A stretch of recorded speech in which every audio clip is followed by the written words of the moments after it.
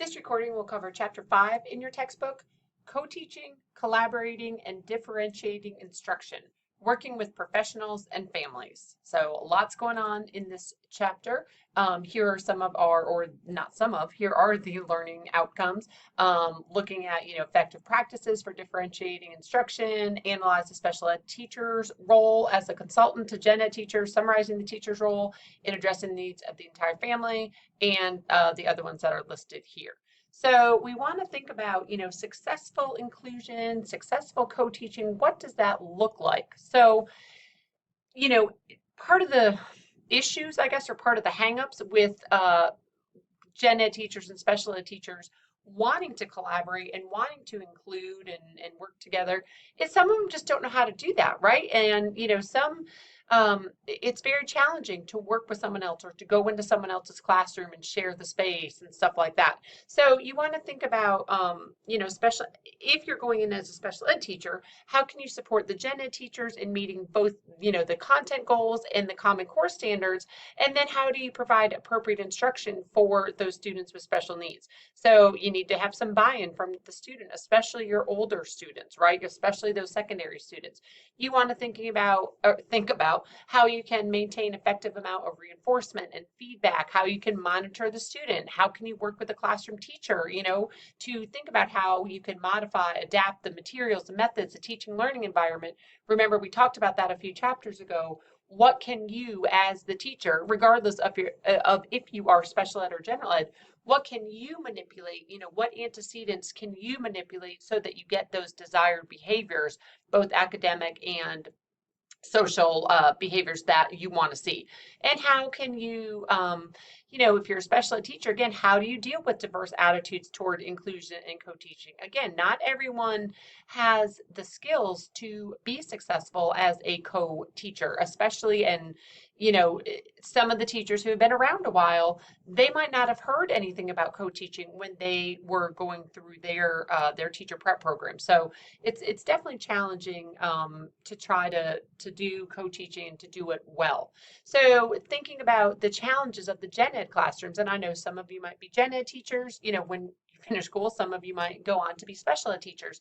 But how can you make adaptations and accommodations? How do you make modifications if they're required? Some gen ed people might be unwilling to make those modifications, especially at the middle and high school levels. You have a ninth grade teacher, but you have a student who's reading on the second grade level. Well, that ninth grade teacher might not want to drop the reading level, the level of the materials, for that child. How do you get students with disabilities to participate? How do you give them active opportunities to respond, right? OTR, opportunities to respond. That's something that I'm really interested in. How can we do that for students with disabilities? And then how can you provide one-on-one and small group instruction for students with learning difficulties?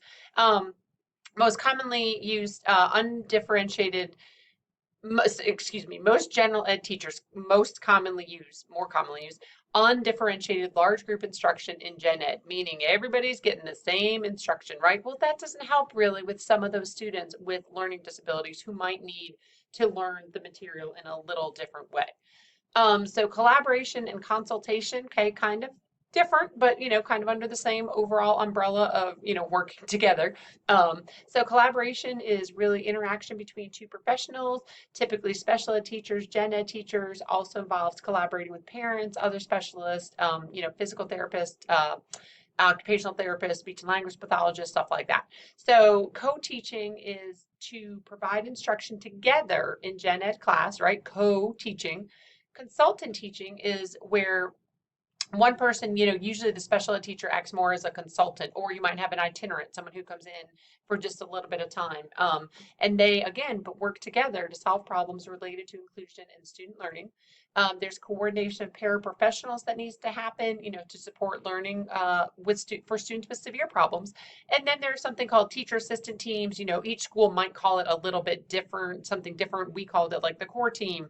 Then I've also seen student support teams, SST, but teacher assistant teams. So whatever school you're at might have a different phrase, another acronym, of course. So that's where professionals meet to discuss instructional and behavioral needs of individual students. It might be, grade level, and then the special ed teacher gets pulled in to consult on some students who are not making progress, as we talked about with progress monitoring. That might be what a teacher assistant team might look like. So collaboration within a response to intervention framework, that RTI, right? We talked about that a couple chapters ago. You saw the pyramid that I'm going to show you again in just a second. So special ed teachers' roles and responsibilities, collaborate, organize those screenings and progress monitoring measures. I told you all how I used to do that for the all grades K through 2.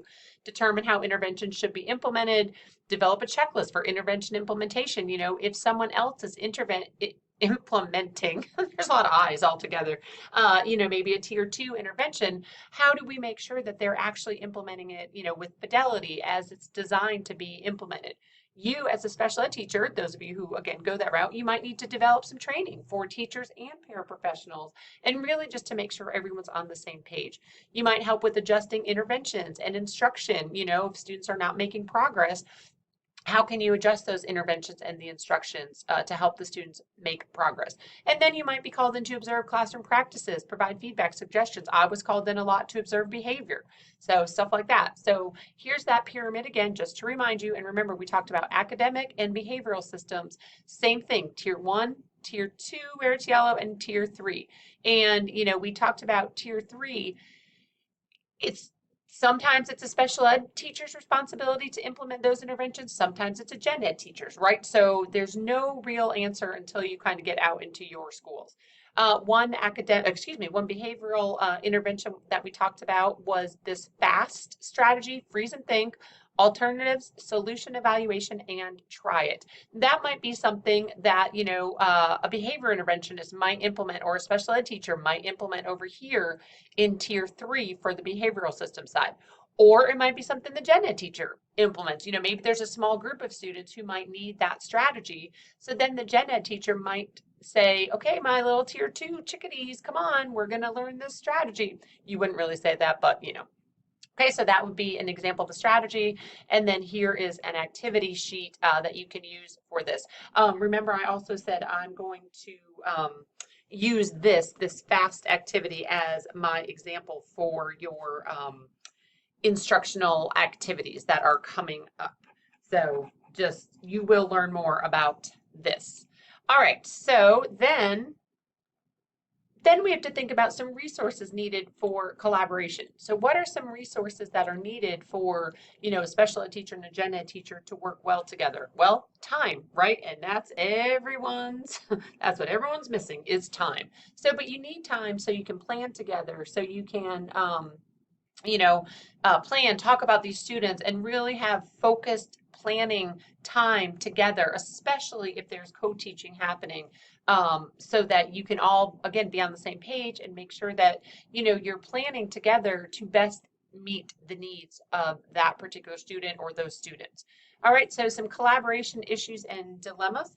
Well, whose student is it, right? Who does the student belong to?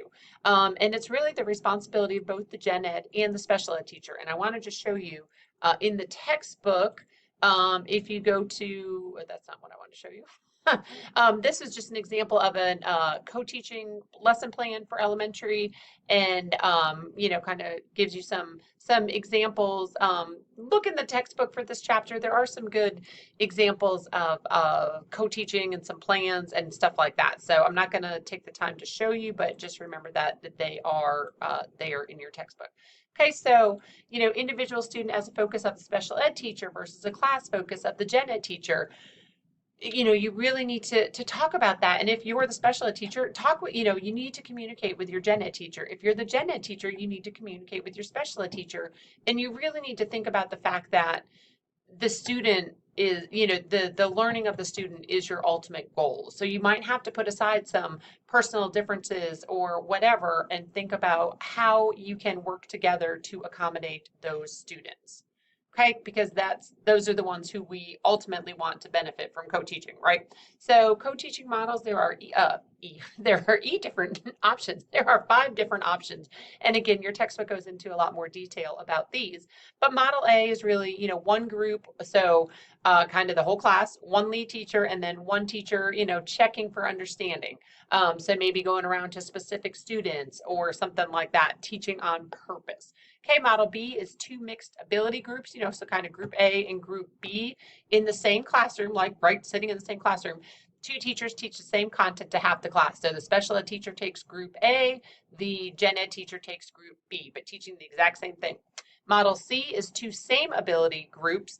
Teachers teach different content, okay? So one might provide extension, the other one might reteach. So it's a little different, Model C, than Model B. Model D is multiple groups, or, kind of stations, as some people call it. Teachers monitor, teach homogeneous or heterogeneous groups. So you might have 4 groups within the same classroom. One group, special ed teachers teaching group A, gen ed teachers teaching group B. The group C, they are on the computer working on something, and group D, they are working together in a learning station. And then the groups rotate, right? So then, you would teach the same content again to the different groups. And then Model E is that whole class, teachers teach cooperatively, alternating the role of lead teacher. So maybe on Monday, the gen ed teacher takes kind of the leadership of teaching. And on Tuesday, the special ed teacher takes the leadership, something like that. Okay, so that's what that Model E is. But again, your textbook goes into a lot more detail than I'm able to do in 15 minutes. Co-teaching with secondary, of course, we know it's going to be different and it's going to be a little more difficult than elementary. So, look through the slide. I know secondary is very different than elementary. So this definitely becomes a little trickier, thinking about how to provide small group lessons, how to follow up with students, stuff like that. Okay, oh, I think I just skipped a slide, sorry. Successful co-teaching, you really, again, you need to have those conversations to determine who gives grades, how is grading done, who's going to enforce classroom management. Is it just going to be one teacher, which is not a good idea because then they become the bad cop, right? And you want both teachers to be the bad cops. No, you want both teachers to enforce the rules and deliver consequences, positive or negative, again, if they need to, and make sure that the students see both teachers as teachers, right? We don't want the students to say, oh, the special ed teacher, she's just here to make copies, or he's just here to go get staples or coffee for the gen ed teacher. No, no, no, no, no, no, no. So that comes down here, determine how to ensue parity between the teachers. So differentiating instruction, collaborative and co-teaching approaches. Again, thinking about applying principles of differentiated instruction. And later on in the semester, we'll talk about universal design for learning and thinking about how that could relate to collaborative and co-teaching approaches. So you want to work together, again, collaborate to generate options for responding to the needs of all learners, develop fluency with skills and concept already learned, review previously learned skills and concept. Learning stations or centers can also facilitate differentiation. All right, working with other professionals, thinking about, again, if you're the special ed teacher, how are you going to communicate effectively with the gen ed teacher, describing the child's problem and guidelines for teaching the child, and use data, right? Use that progress monitoring, use those, the screenings that you might do a couple times. Talk about the IEP. And when I was a resource teacher, I used to make copies of each student's goals and accommodations and modifications. And I would put those in a folder for each student, and I would give that to, I would hand those to the gen ed teacher. Some of the other stuff in the IEP, they can live without seeing because it just kind of gets more paperwork. But the goals and the objectives and any accommodations, stuff like that, give those make sure your gen ed teacher has a copy of those. And if you are a gen ed teacher, make sure to ask for those from your special ed teacher. Again, ask how you can help, especially if you're the special ed teacher. You might have a lot more background in differentiating instruction and stuff like that than some of the other teachers. So ask how you can help, to talk about the accommodations needed. Use your expertise. So some potential barriers to successful inclusion. I think we talked about this a few chapters ago. The gen ed teacher may feel unable to meet the included needs. What do? I don't know how to meet the needs of this student. The gen ed teacher may not want to work with the included student. Oh, that's not my job. That's a special ed student. I'm not working with that student, right? Regular meeting times may be difficult, finding the time, finding the space, etc., etc. And peers in general ed may not accept the included student, which again is where you come in. If you're the special ed teacher, really work hard to get, those to get the special ed students involved and included with the gen ed peers.